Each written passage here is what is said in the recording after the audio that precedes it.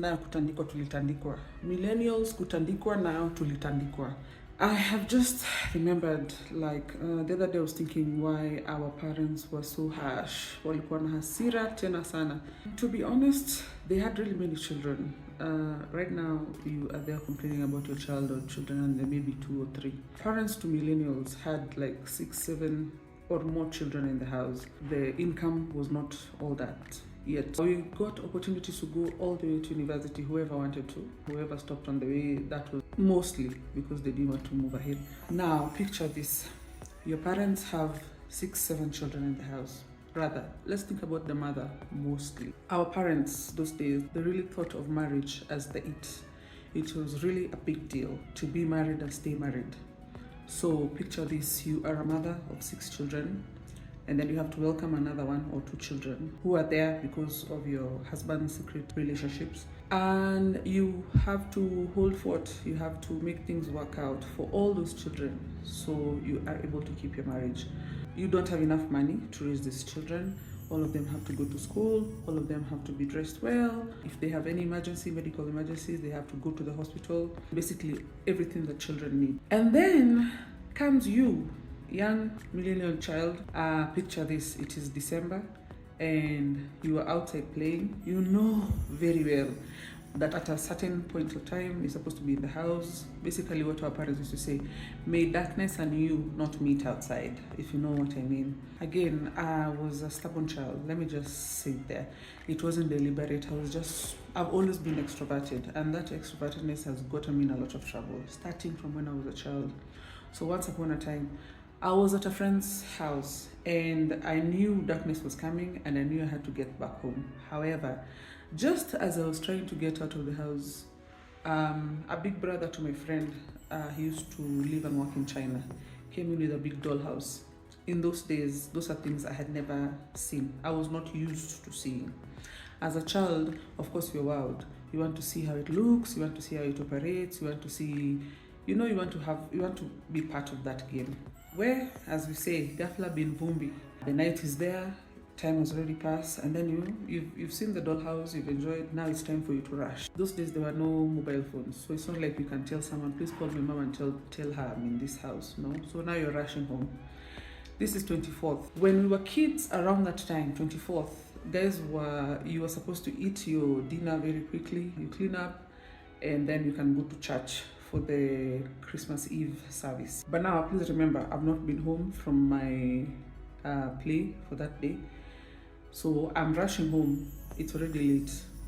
And the whole way from block K to block C, where we used to live, after a few intervals, someone says, your mom was looking for you, today you'll see fire.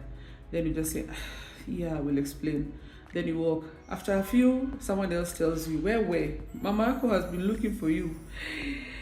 All those people I grew up with know how serious my mother was. She was a cop.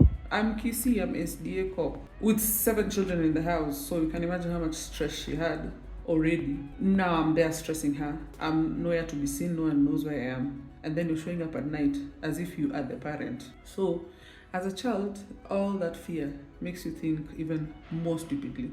So I said, instead of me going to the house and getting whooped, let me just go to church. Then after church, it will be very late, people will be sleeping, your mother is not going to deal with you, say sour. Then you get to church, it becomes even worse. Everyone is telling you your mother was here, she did not see you in church, so you can't say you were in church. Hey, I couldn't even concentrate. So that day I was not playing any part in that Christmas play. However, I was in church with other kids, but I knew very well I was not in church when my mother came looking for me. The church was big, of course, not everyone can be seen, but you are a child. Now it has gotten to your head that today you're going to get serious whooping. So anyway, I couldn't enjoy church because after every few, someone else is telling me your mother was looking for you. After every few, someone else is laughing at you the way you're going to get whooped. I decided, you know what, no church today, let me just go home. No need to postpone the whooping. I went home.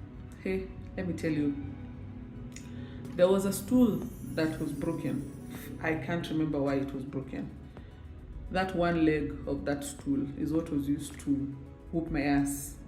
I had to sit on the floor Yes, the meal was deadly. You know, it's Christmas, those days when we were kids, chapo and chicken or whatever was a big deal. Yes, I was enjoying that meal, but I was seated on the floor, crying because I had received a serious whooping. Again, millennials, we really were whooped. However, I keep wondering, or rather, this is why I say it was extreme, because even with all that whooping, some of us still found ways in serious trouble as adults. Like, yeah, it gets you, you finish school, and then after school, you are an adult. Now your mother cannot beat you anymore. I remember when I turned 18, I had gotten an ID. I wasn't even thinking so much about what this having an ID means. But I remember my mom calling me, sat me down and told me, I have spoken to you, you know, always, yeah? Yes. I have whooped you, yes. You have an ID? Yes. Now I've left you to the government. Let me tell you, I was not sure whether to cry or to beg her, and even if I was begging her for what. But she had warned me, she had done her part. Now, if I misbehave, the government was going to deal with me. That is what I was thinking. However, what she meant was, and I later came to find out in life, was if you do not take the discipline that your parents gave you as you were growing up, you will find out the hard way how people are living outside here. People are going to take advantage of you. You're going to cry out loud, and at that time you're going to be alone, or maybe with your children, your own family that you'll have to be dealing with. You can't keep running home to your mother. What she meant was, take care of yourself.